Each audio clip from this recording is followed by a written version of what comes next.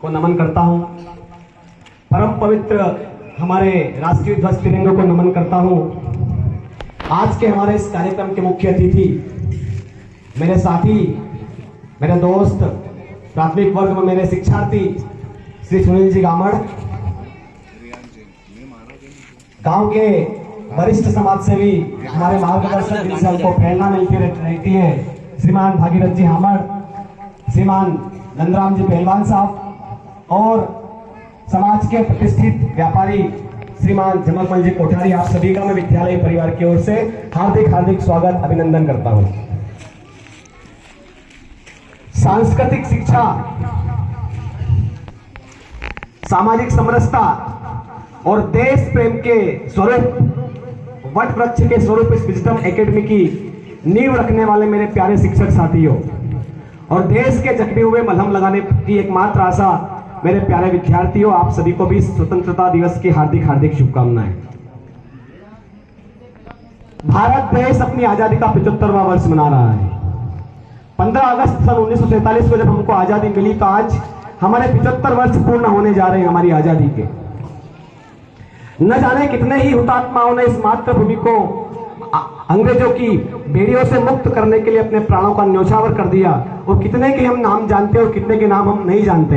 उन सभी को याद करने का आज ये पवित्र दिन है और पूरा देश जिस प्रकार से इस आजादी को मना रहा है, पूरा देश, आप सभी भी सोशल मीडिया पर देख रहे हैं कि पूरा देश जिस तरह से तिरंगे के अंदर समाहित हो गया है, जहां पर देखो वहां पर तिरंगा, घर घर तिरंगा, हर घर तिरंगा, जो माहौल निर्मित हुआ है ये बताता है कि देश कभी गुलाम नहीं था। बस हमने संघर्ष जरूर किया है कुछ लोगों से। सैकड़ों सालों की गुलामी के बाद जब 15 अगस्त 1947 को हम आजाद हुए, लोकमान्य बाल गंगाधर तिलक ने कहा था कि स्वराज मेरा जन्मसिद्ध अधिकार है और मैं इसे लेकर के रहूंगा। लेकिन क्या वास्तविकता में आज स्वराज हमको प्राप्त हुआ है? हमको इस बात का भी सोचने की जरूरत है। जिस स्वराज की कल्पना हमारे हुतात्माओं ने करी थी, क्या वो स्वराज हमें आज मिला है? 15 अगस्त का दिन कहता आजादी अभी अधूरी है, कैसे उल्लास मनाओ में गांधी की शपथ न पूरी है, और जिनकी लाशों पर पत्थर आजादी भारत में आई वे अब तक खाना बदोश है क्योंकि गम की खाली बदली छाई। अरे कलकत्ते के फुटपाथों पर जो आंधी पानी सहते हैं उनसे पूछो 15 अगस्त के बारे में क्या कहते हैं। क्या है आजादी? क्या केवल 15 अगस्त 26 जनवरी के दिन हाथों में तिरंगा लेकर के भारत माता की जय कहकर के हम आजादी का जश्न मनाएंगे?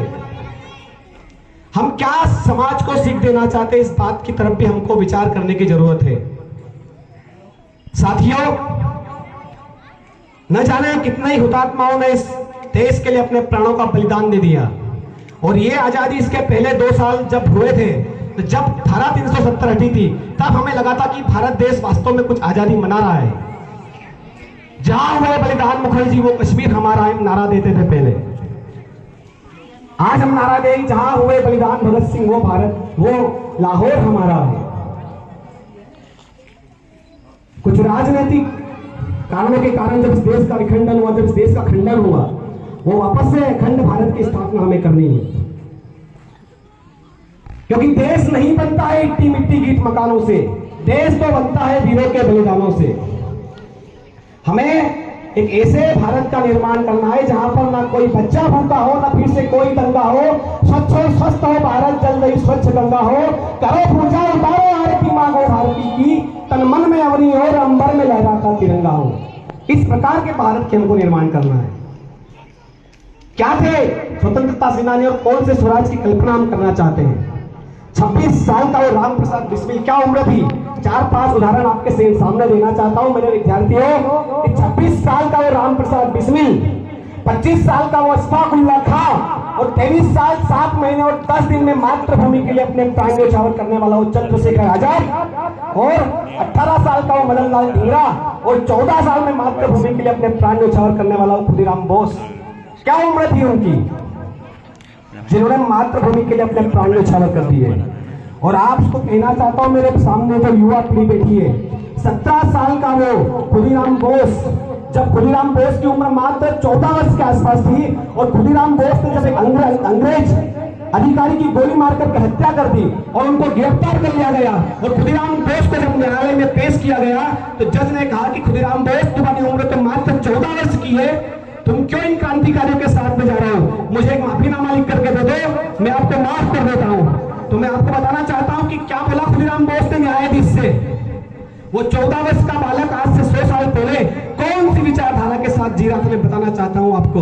और खुदीराम बोस ने बोला न्यायालय से कि न्यायाधीश बोले जब माफी मांगने के लिए, कि न्यायाधीश बोले जब माफी मांगने के लिए, खुदीराम बोस तो बोले स्वाभिमान से कि स्वतंत्रता की यह पावन बलिवेदी खाली न रह जाए बाल बलिदान से। मेरी आने वाली पीढ़ियां अगर इतिहास उठा करके देखेगी और पूछेगी इस भारत देश को स्वतंत्र कराने के लिए किस किसने अपने प्राण न्यौछावर करे, तो उस खुदीराम बोस ने कहा कि भगत सिंह का नाम आएगा, चंद्रशेखर आजाद का नाम आएगा, महात्मा गांधी का नाम आएगा, सरदार पटेल का नाम आएगा। लेकिन इतिहास के झरोकों में जाकर तो इन बच्चों से पूछेगा कि हमारे युवा प्रतिनिधियों का प्रतिनिधित्व किसने किया। मैं 14 से 20 साल के बालकों की तरफ से इस मातृभूमि के लिए अपने प्राण न्यौछावर करना चाहता हूँ। वो खुदीराम बोस जो आज से 100-150 साल पहले उस विचारधारा के साथ जी रहा था। और हम क्या सीख देना चाहते हैं समाज को। 23 साल का भगत सिंह क्या विचारधारा के साथ उस जेल के अंदर अपनी अंतिम यात्रा निकाल रहा था। ज्यादा समय नहीं, 10 मिनट लूंगा आपके और। 23 साल का ये भगत सिंह जब जेल के अंदर अपने अंतिम दिन गिन रहा था, उसे पता था कि मुझे इस तारीख को फांसी होनी है। आज हम जाति धर्म में तोड़ करके इस देश को खंडित करना चाहते हैं। कुछ लोग विदेशी ताकतों के दम पर इस भारत की सांस्कृतिक एकता और सामाजिक एकता को जो खंडित करने का काम कर रहे हैं, उन्हें भगत सिंह के जीवन से सीख लेनी चाहिए कि 23 साल का ये भगत सिंह जब जेल में अंतिम यात्रा गिन रहा था, तो वहां जेल में साफ सफाई करने वाला एक व्यक्ति था जिसे वो बेबो कह करके बुलाता था। भगत सिंह से अंतिम इच्छा पूछी गई कि भगत सिंह तुम्हें कल फांसी की सजा होने वाली है, तुम्हारी अंतिम इच्छा क्या है। तो भगत सिंह ने कहा कि जो मेरे जेल कक्ष की जो साफ सफाई करती है, इस बेबो के हाथ की मुझे रोटियां खिला दीजिए। तो अंग्रेज अधिकारी ने कहा कि भगत सिंह, तुम इतनी ऊंची जाति में जन्म लेने वाले और तुम एक छोटे समाज में पैदा होने वाले व्यक्ति के हाथ की रोटियां खाना चाहते हो। भगत सिंह ने कहा कि मेरी माँ के समान है ये, मेरी माँ मेरे लिए रोटियां बनाती है, मेरी माँ मेरा कक्ष साफ करती है, ये भी यही काम कर रहा है, क्या ये मेरी माँ से कम है मेरे लिए। उस विचारधारा के साथ तो भगत सिंह उस टाइम पे जी रहा था। चंद्रशेखर आजाद की माँ का नाम जानते हैं, जगरानी देवी। आजाद था, आजाद हूं, आजाद रहूंगा। चंद्रशेखर आजाद ने प्रतिज्ञा करी थी कि मैं आजाद था, आजाद हूं, आजाद रहूंगा, जब तक मेरे प्राणों में सांस है, जब तक मेरी रक्त सिराओं में मेरा खून बह रहा है, तब तक अंग्रेज अधिकारी की हिम्मत नहीं कि मुझे हाथ लगा सके। प्रयाग के अल्फ्रेड पार्क में जब चंद्रशेखर आजाद को घेर करके बंदी बना लिया गया धोखे से, 10-20 अधिकारियों को मारने के बाद जब आखिरी गोली बजी चंद्रशेखर आजाद की, तो चंद्रशेखर आजाद ने वो अंतिम गोली अपनी कनपट्टी पर मार करके मातृभूमि के लिए अपने प्राण न्यौछावर कर दिए। जीते जी अंग्रेजों के हाथ में नहीं आऊंगा, वो चंद्रशेखर आजाद। और जब चंद्रशेखर आजाद की, अब चंद्रशेखर आजाद तो था, लेकिन उसकी मां जगरानी देवी एक गरीब के घर पैदा हुआ। जब चंद्रशेखर आजाद, प्रकृति भी बड़ा आश्चर्य करती कि छोटे से घर में, गरीब घर में पैदा होने वाला चंद्रशेखर आजाद, जिसकी मां का नाम क्या था, जगरानी देवी। जगरानी मतलब पूरे जग की रानी, गरीब झोपड़ी, उसके अंदर पैदा होने वाला चंद्रशेखर आजाद और उसकी मां का नाम जगरानी देवी। जब जगरानी देवी के पास सूचना गई, वो घर में झाड़ू लगा रही थी शाम के टाइम पे, और अचानक बहुत सारी भीड़ आती है। जगरानी देवी देख करके आश्चर्य करती है कि आज मेरे घर पर इतनी भीड़ क्यों है। वो कांपते हुए, मन में अशांता भरी हुई, और पूछती है कि क्या चंदू को अंग्रेजों ने पकड़ लिया, क्या चंदू की प्रतिज्ञा टूट गई, क्या चंदू अंग्रेजों के हाथों में आ गया, क्या चंदू को पकड़ करके जेल में डाल दिया गया। तो पीछे से एक युवक ने उत्साह भरे स्वर में कहा कि नहीं माँ, दुनिया में इतनी ताकत नहीं, स्वयं यमराज में भी इतनी ताकत नहीं है कि चंद्रशेखर आजाद को कोई बंदी बना सके। वो चंद्रशेखर आजाद। और जब मां से कहा गया कि मां, हमारा चंदू तो बलिदान हो गया, हमारा चंदू तो अमर हो गया है, उसने देश के लिए अपने बलिदान कर दिए, तो जगरानी देवी के हाथ से झाड़ू टूट गया। वो कांप उठी, आंखों से आंसू आने लगे, लोग उसे समझाने लगे, और न जाने कहां से जगरानी देवी के हाथ में हिम्मत आई और उसने जोश भरे स्वर में कहा कि चंदू, वास्तव में तेने तेरी प्रतिज्ञा पूर्ण की। जो प्रतिज्ञा भीष्म नहीं निभा पाया, वो प्रतिज्ञा तेने निभाई। तेने कसम की थी कि मैं जीते जी अंग्रेजों के हाथों में नहीं आऊंगा। लोग जगरानी देवी को समझाते हैं। चंद्रशेखर आजाद मातृभूमि के लिए अपने बलिदान कर देते हैं। और जगरानी देवी आखिरी में कहती है कि किसने चंदू का शव देखा क्या? तो लोग कहते हैं कि माँ काकी, वहां पर तो इतनी भीड़ थी और अंग्रेज उसे उठा करके ले गए, और चंदू के मरने के आधे घंटे बाद किसी अंग्रेज अधिकारी की हिम्मत नहीं हुई कि चंद्रशेखर आजाद के शरीर के पास जा सके। वो चंद्रशेखर आजाद, और उसके सर के हमें दर्शन नहीं करने दिए। माँ एक बार आप चलिए इलाहाबाद के अल्फ्रेड पार्क वाली जेल में, वहां पर हम अंग्रेजों से निवेदन करेंगे और चंदू के अंतिम दर्शन के लिए निवेदन करेंगे। तो क्या कहा जगरानी देवी ने कि कौन सी माँ? वो तो मुझे छोड़ करके चला गया, उसकी माँ तो एक भारत माता थी, उसकी माँ तो एक भारत की मिट्टी थी। मुझे जगरानी देवी को उसका बेटा नहीं मिला, लेकिन चंदू को उसकी माँ मिल गई है। उसने अंतिम सांस तो अपनी माँ की गोद में ली है, अंतिम प्राण तो अपनी माँ की गोद में त्यागे। वो चंद्रशेखर आजाद कितने बलिदान दिए इस देश के अंदर। एक आपको घटना याद दिलाना चाहता हूं, हांडी रानी। हांडी रानी का नाम हम सभी ने सुना होगा। मेवाड़ के सेनापति रतन सिंह, बहुत पुरानी कहानी है, मुगलों के टाइम पे भी हमने बहुत संघर्ष किया है। मेवाड़ के राजा रतन सिंह की पत्नी, जो सेनापति थे वहां के राजघराने के, उनकी पत्नी, उनका विवाह हुआ हांडी रानी से। और जब विवाह के बाद राजा से संदेश आया कि रंजीत सिंह को तत्काल बुलाओ, हमारा सेनापति है, मातृभूमि खतरे में हो, मुगलों ने आक्रमण कर दिया, हमें रंजीत सिंह की आवश्यकता है। तो रंजीत सिंह विवाह करने के बाद जब जाता है तो उसके दिल में वो हांडी रानी की तस्वीर रहती है और कहता है, उसकी याद आती है। और जब उसे भेजा जाता है तो सैनिकों को भेजता है कि जाओ हांडी रानी के पास जाओ और जाकर के उनकी किसी कोई निशानी लेकर के आओ, जिससे उनकी याद मुझे युद्ध भूमि में आती रहे। जब सैनिक हांडी रानी के पास गए कि आप ऐसी कोई निशानी दे दीजिए जिससे सेनापति जी आपको युद्ध भूमि में याद करते रहे। तो हांडी रानी ने कहा कि ये युद्ध भूमि में जा रहे हैं और वहां पर मेरी याद आने वाली, ये मातृभूमि की सेवा कैसे करेंगे, कैसे युद्ध का सामना करेंगे। तो हांडी रानी ने सैनिक की कटार निकाल के अपनी गर्दन काट करके थाली में रख दी और कहा कि ये जाकर के समर्पित कर देना राजा रंजीत सिंह को। वो हांडी रानी, वो बलिदान। और हम आज जाति धर्म देश में टुकड़ों को बांटने की कोशिश कर रहे हैं। पन्ना धाई का नाम हमने सुना है। पन्ना धाई, जो पन्ना धाई थी वो राणा सांगा के पुत्र जो थे उदय सिंह, उनकी आया थी, उनकी काम करने वाली बाई थी।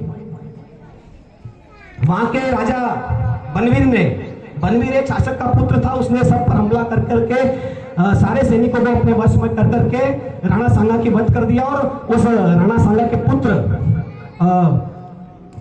उदय सिंह को मारने के लिए जब आया तो चंदन नाम था पन्ना धाई का। पन्ना धाई कौन थी? उनका काम करने वाली एक बाई थी। तो पन्ना धाई का पुत्र था चंदन और उदय सिंह था राणा सांगा का पुत्र। तो जब वो बनवीर तलवार लेकर के राणा सांगा के कक्ष में प्रवेश करा बनवीर की गर्दन को काटने के लिए, तो क्या करा पन्ना धाई ने? उस बनवीर को, उस उदय सिंह को वहां से उठा करके, छोटे से बालक को उठा करके एक टोकरी में बिठा करके पत्तों से ढक करके उसे अपने विश्वासी सैनिक के सारे बाहर भिजवा दिया और खुद के पुत्र को उदय सिंह के बिस्तर पर सुला दिया। और बनवीर खून सनी तलवार से उस कक्ष में प्रवेश करता है और एक थार में पन्ना धाई के पुत्र को उसकी मां के सामने उसकी गर्दन अलग कर देता है। वो बलिदान दिया पन्ना धाई ने। और आज हम क्या कल्पना लेकर के जीने की कोशिश कर रहे हैं? कैसे चंद्रगुप्त ने चाणक्य ने कैसे चंद्रगुप्त का निर्वाह किया। एक गाय चराने वाले बालक को मेरे शिक्षक साथियों से कहना चाहता हूं कि हम में वो ताकत है कि हम किसी का भी कुछ भी निर्माण कर सकते हैं। एक गाय चराने वाले चरवाहे को चाणक्य चंद्रगुप्त मौर्य बना देता है, अखंड भारत का सम्राट बना देता है। वो ताकत हमको लाने की आवश्यकता है इस आजादी के 75वें वर्ष में। हमें निर्माण करना है ऐसी भावी पीढ़ी का। निर्माणों के पावन युग में हम चरित्र निर्माण न भूले और स्वार्थ साधना की आंधी में वसुधा का कल्याण न भूले। शील वैभव तार बिना झंकार नहीं है और शिक्षा क्या स्वर साध सकेगी यदि नैतिक आधार नहीं है। तो स्वार्थ साधना की आंधी में वसुधा का कल्याण न भूले, हम भारत मां का कल्याण न भूले। मेरे शिक्षक साथियों, हमें पढ़ाई के साथ साथ हमारे विद्यार्थियों का चरित्र निर्माण भी करना है इस 75वें वर्ष की आजादी में। बहुत सारी बातें कहने की है, समय कम है। मेरे बहुत सारे अभिभावक यहाँ पर बैठे, हम आजादी का जश्न मना रहे हो। कैसी आजादी? हम अंग्रेजों से आजाद तो जरूर हुए, लेकिन आज भी मानसिक रूप से हम उनके गुलाम हैं। पाश्चात्य संस्कृति हमारे घर के अंदर पूरी तरह से अतिक्रमण कर चुकी है। हमको इस बात की समझने की आवश्यकता है। मेरी भावी पीढ़ी के जो अभिभावक यहाँ पर बैठे, आप सभी से अनुरोध करना चाहता हूँ कि आजादी के 75 वर्ष में जब हम यहाँ पर इकट्ठे हुए इस विजडम एकेडमी के प्रांगण में, तो दोनों हाथ उठा करके मेरे साथ संकल्प ले कि हाँ, हमारे बच्चों का जन्म दिवस केक काट करके नहीं मनाएंगे। क्या है, दीपक बुझाने की मोमबत्तियां बुझा करके, केक काट करके हम हमारे बच्चों का जन्म दिवस बना करके क्या संदेश देना चाहते हैं आने वाली पीढ़ी को? हम क्या उन्हें विरासत में सौंप करके जाएंगे? उस पाश्चात्य संस्कृति का अनुसरण करेंगे तो देश फिर से गुलाम हो जाएगा, समाज सशक्त होगा, हमारी विचारधाराएं सशक्त होगी, तो इस भारत माता पुनः परम वैभव को प्राप्त करेगी। अंतिम में मेरे सारे अभिभावक भारत माता की जयकारे के साथ ये संकल्प ले कि हमारे बच्चों का जन्म दिवस हम केक काट करके नहीं मनाएंगे, हम मोमबत्तियां बुझा करके नहीं मनाएंगे। बोले भारत माता की, भारत माता की, भारत माता की। बच्चों से आखिरी एक नारा लगाएंगे, अरे चाहे बलिदान भगत सिंह। ये बात कही जाती कि ऐसा नारा लगाने से लाहौर हमारा हो जाएगा क्या? पहले नारा लगता था कि जहां हुए बलिदान मुखर्जी वो कश्मीर हमारा है। धारा 370 हटी और कश्मीर हमारा हुआ। आज हम लगाएंगे, भारत को फिर से अखंडित बनाएंगे। इसलिए ये पहल चलेगी कि जहां हुए बलिदान भगत सिंह, अरे जहां हुए बलिदान भगत सिंह, अरे अन्न जहां का, वस्त्र जहां के, नीर जहां का, जन्म जहां पर, देश की रक्षा कौन करेगा?